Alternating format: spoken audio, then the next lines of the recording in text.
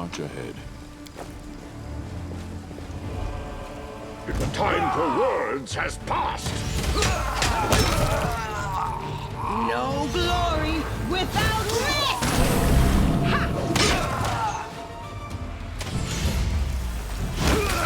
The spirits demand your blood!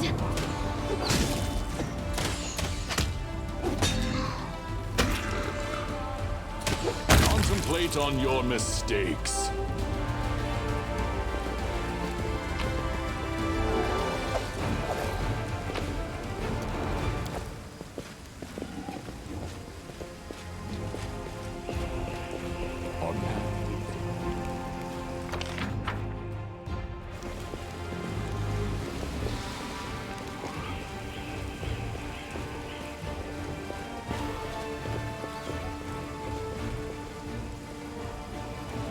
Guide us.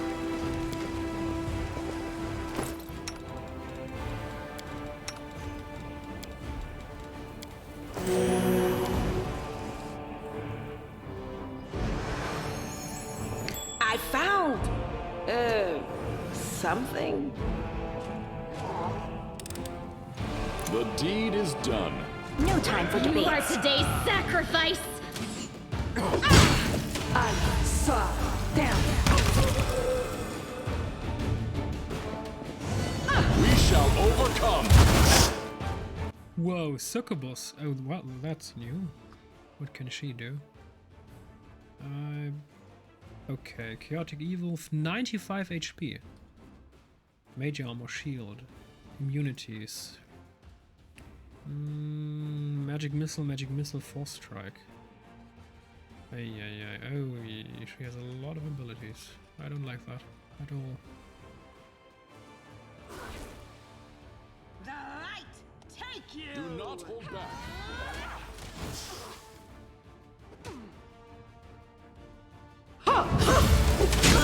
Into the fray! The Inheritor, guide my blade!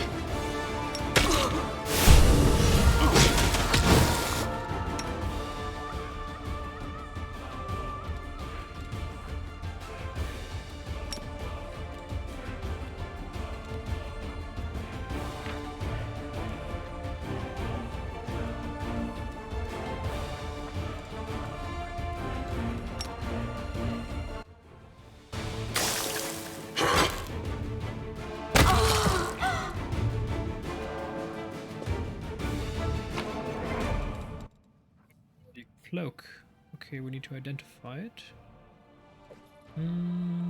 Rapier. Oh, nice. Well, we need to identify that too. And that's it. 800 gold coins. Oh, diamond dust. Erebus letter. Anivia. If you're reading this, know that I'm alive and I'm rallying a troop of survivors to rise to the city's defenses. We're going to fight our way to the Defender's Heart Tavern, set up our command there, and hold the line until help arrives, or if the goddess wills it, we'll launch an attack on the Grey Garrison. I love you, and I trust that we will see each other again in this world, Irabeth. The Crusades is seen by ordinary folk. We read that already. Godspeed.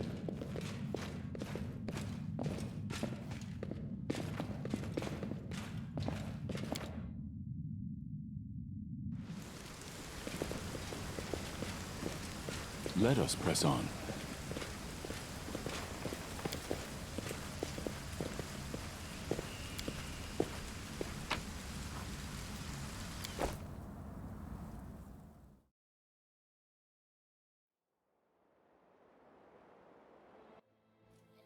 Now we need to go to the Blackwing Library. This famous library holds one of the biggest collections of books in the field of demonology. Scholars and monster hunters from all across Mendev and even other countries came here, both to study the creatures of the abyss and to figure out how to deal with them.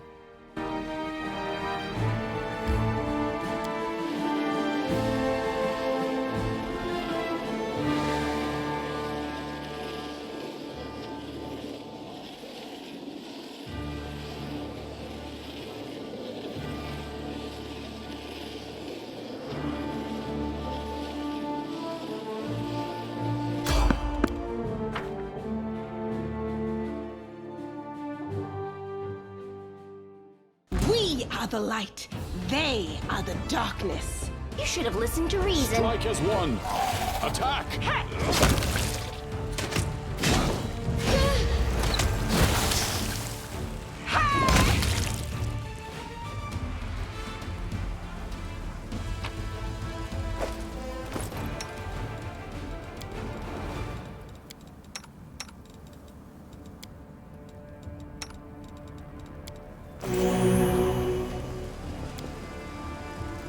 We are running out of potions, that's problematic. We can't buy any new ones, maybe we need to build them, craft them.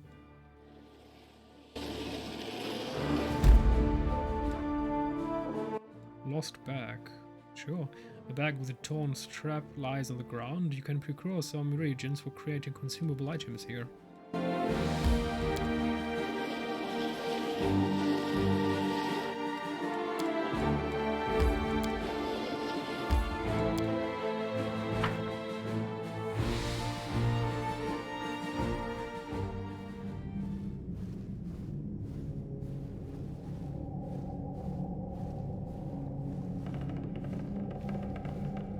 I was successful in my search. Barrel of flammable alchemical substance.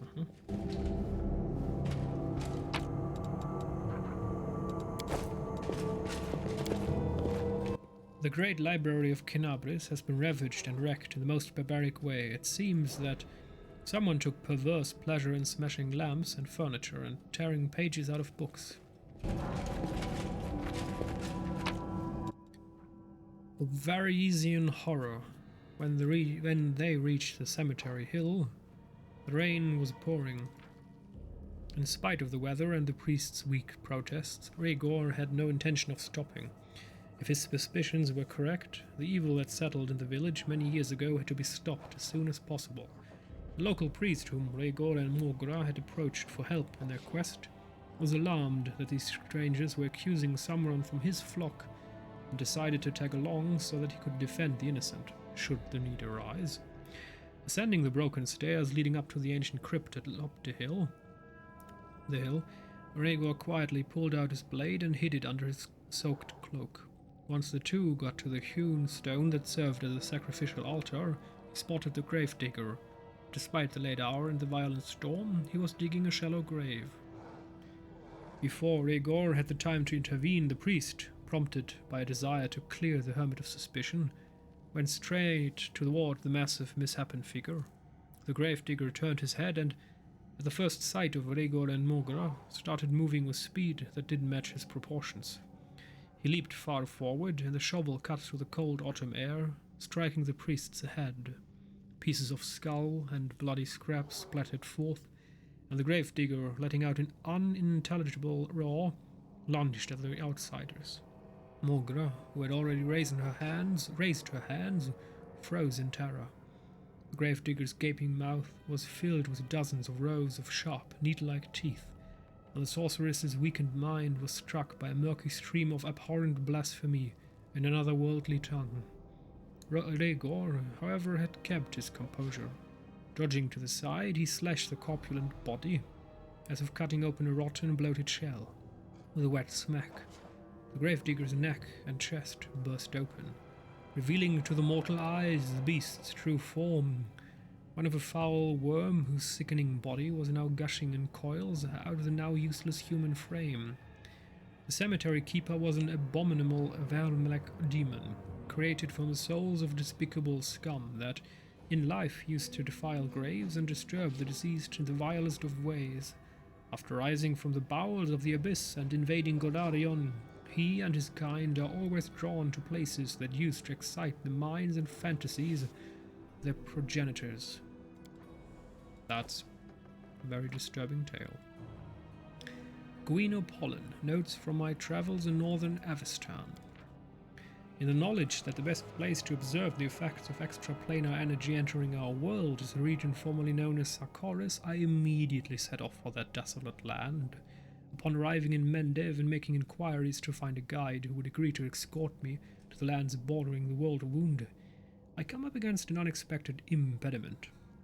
The local rangers and guides categorically refused to help me. Desna, however, smiled upon me and led me to a local hunter. After 3 tankards of grog, he agreed to go with me to the World Wound and show me the area. By the time he had sobered up, it was already too late to reconsider. We had passed the last cordons and had plunged deep into the forests of Sarkoris.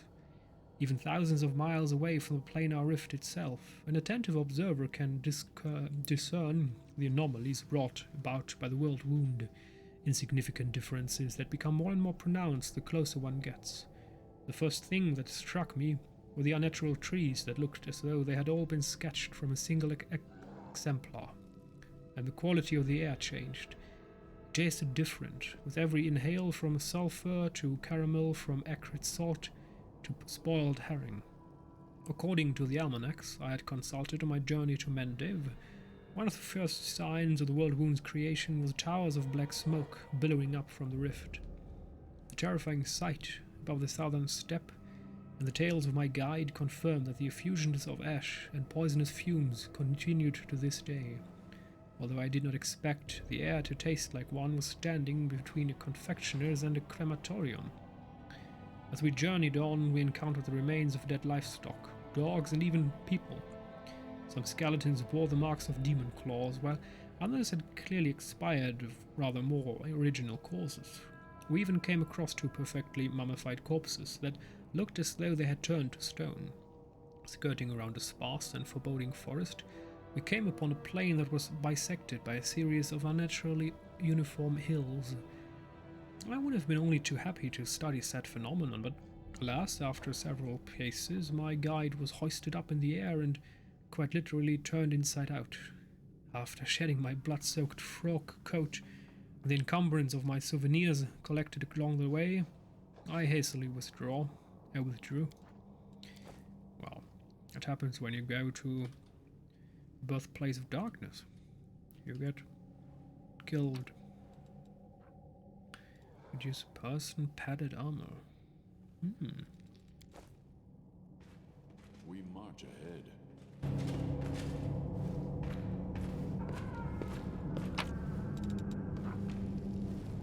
Tyrendile, the guardian of Kinabris.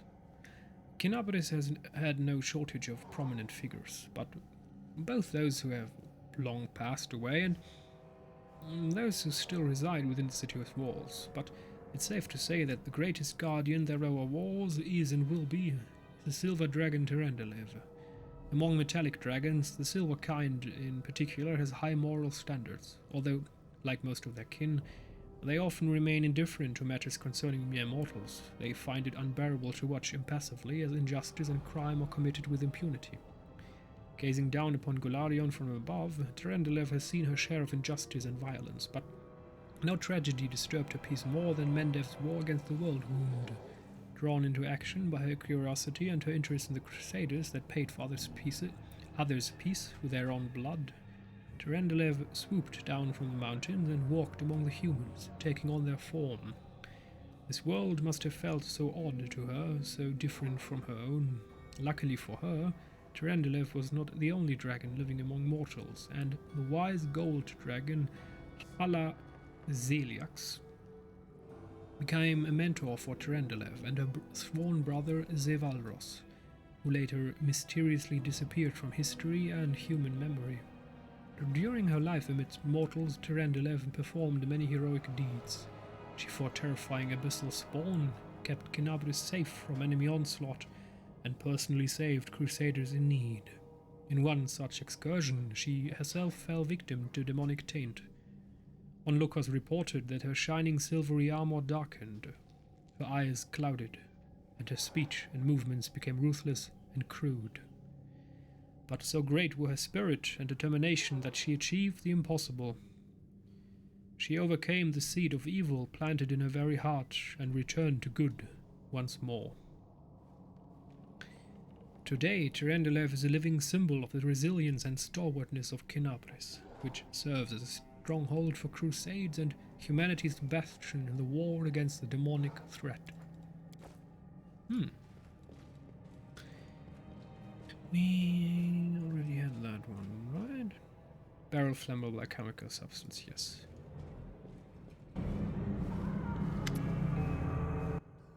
Chaleb. A stocky knight with a head of messy black hair stands before you. His armor is spattered with blood. He greets you with a deep, booming voice. Ah, Crusaders, I am Captain Chaleb Sazamal, and these are my men. I'm about to burn these vile backstabbers and heretics here, these pathetic imitators of the traitor Arelu who tricked their way into the ranks of the Crusaders. The knight nods at a heap of severely beaten people, and a strange elf whose appearance seems jarring for some unknown reason. Zasamal bellows threats at his prisoners, who seem to be in a state of deep shock and utter terror. What happened to the library? Demons showed up and carried everything off. I wasn't here to see it myself. I was fighting in the square, but these filthy traitors told me everything. My fists made them quite chatty. So what, you tortured them? Do you think those methods are worthy of a crusader? Under ordinary circumstances, no. But look around you. The city is burning. Now is not the time for squeamishness. Why do you want to burn them? The warrior howls like a wild animal. Look around you. The city is burning in ruin. No, the city is in burning ruins. So many innocent lives lost, and all because of abominations like these here. Cultists, heretics, and spies slipping into our ranks, carrying out the orders of their brutal masters, and preparing a heinous death for us all. They want to give us over to the demons, just like Arelu did with Sarkoris. They deserve to feel the flames licking at their legs. You come up with a nasty word to use against people. You call them heretics, cultists, spies, so you don't have to call them people. Good people just like you. You'd feel bad for doing this to people, but not to heretics. Without those words, you wouldn't be able to burn them. It's a very, very, very serious topic. Dehumanizing villains. Dehumanizing criminals.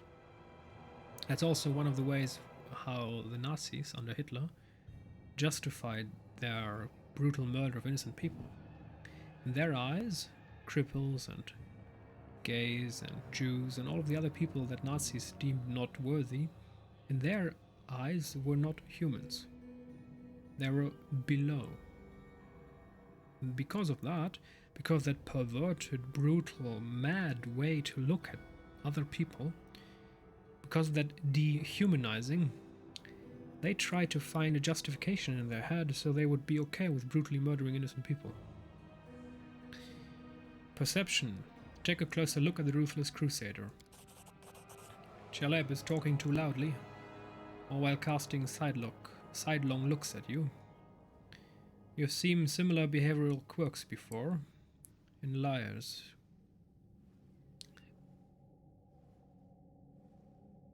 Examine the crusader's armor and the symbols on it.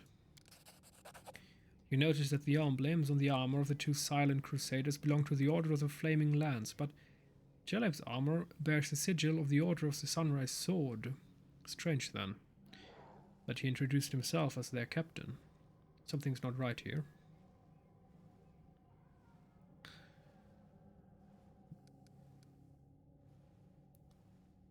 Friar's tricks? No. Lawful attack.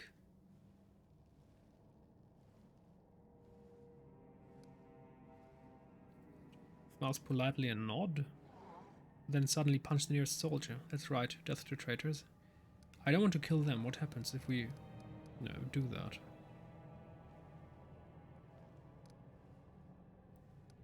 I can't save right now. I don't believe you. You are the traitor. Chaleb tightens his grip on his weapon and yells to his lackeys, burn them. He watches solemnly as the flash of alchemist's fire lands on the mountains of books, which immediately ignite. The fire spreads quickly across the paper doused in the alchemical mixture.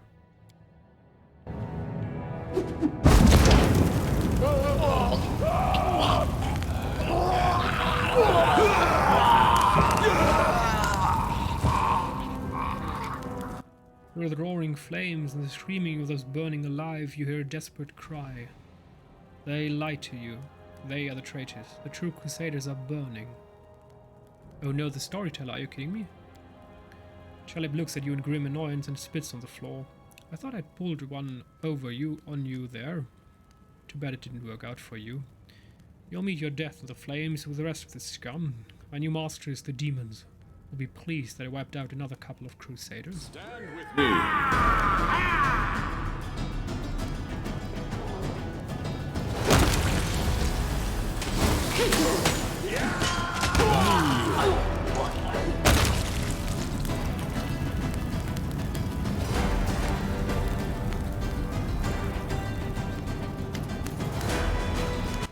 A blind elf stands before you. He looks extremely strange. His face wears its years heavily, which is unusual for members of his race. Thinning grey hair, a ragged beard, sightless, milky eyes, pale, papery skin covered in age spots, a spine curved by the passage of time.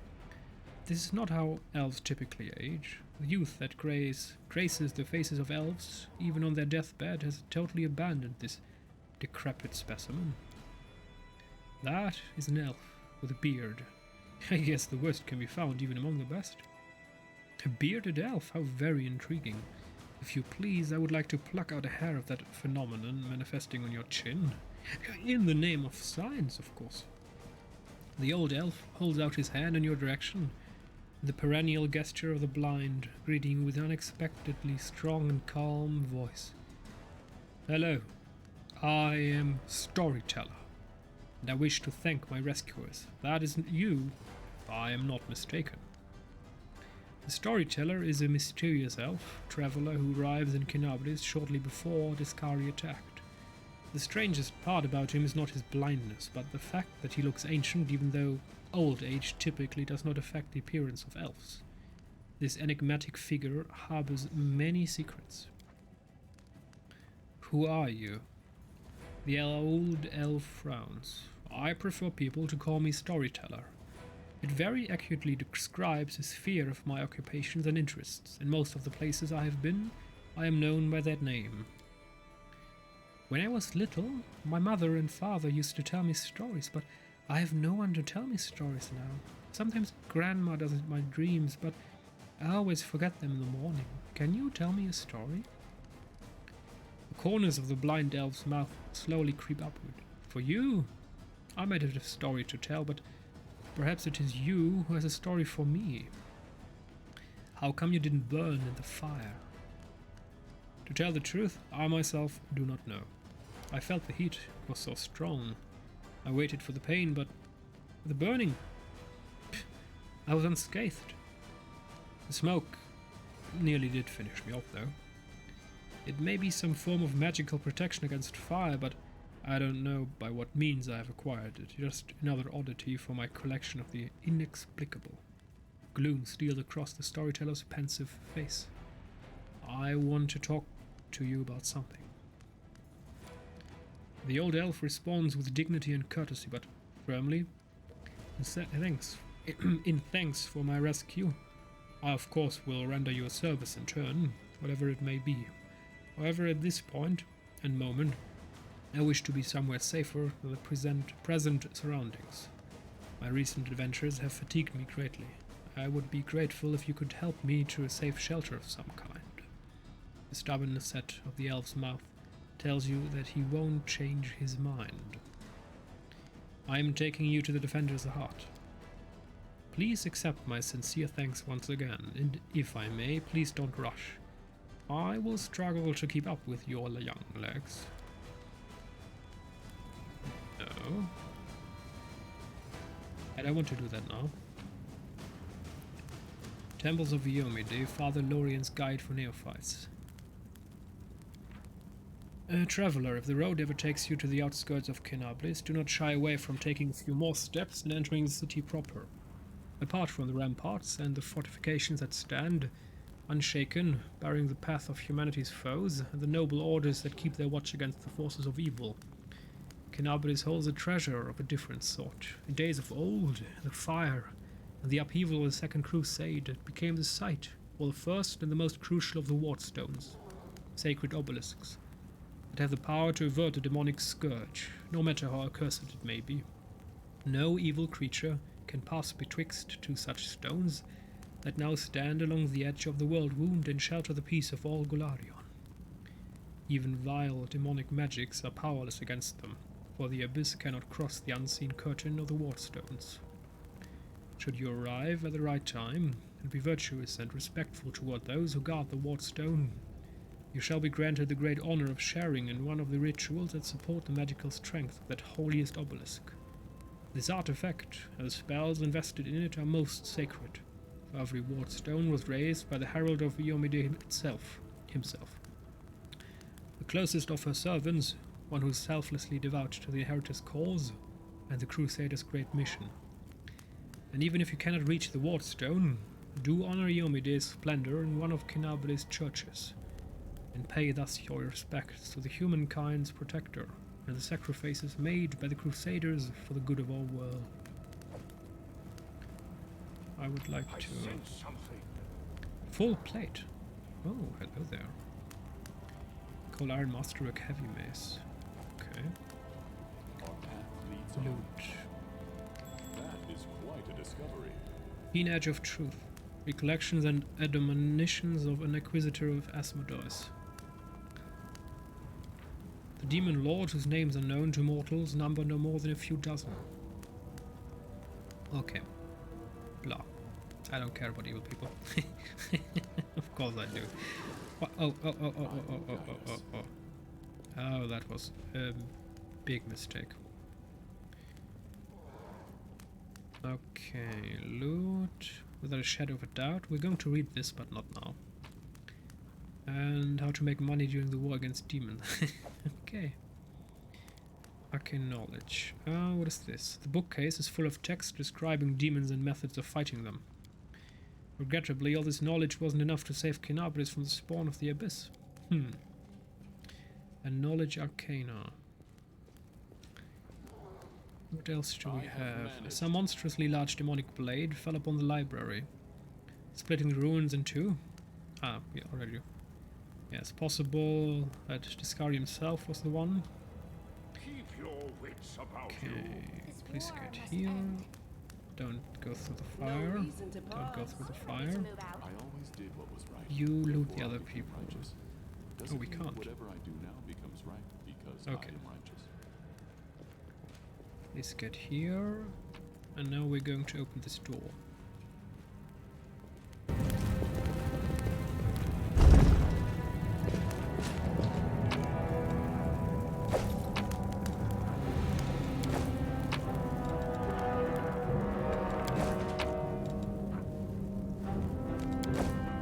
The deed is done. This is a statue of the mage who founded the Blackwing Library.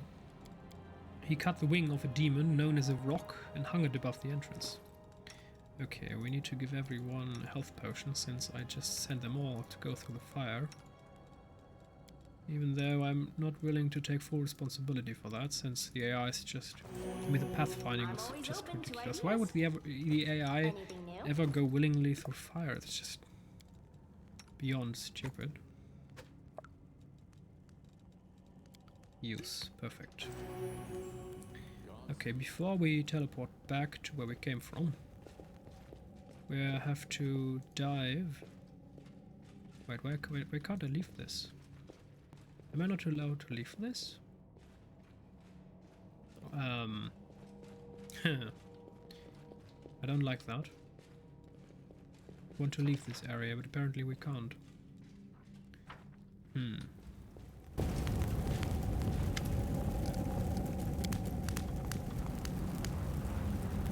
Yes.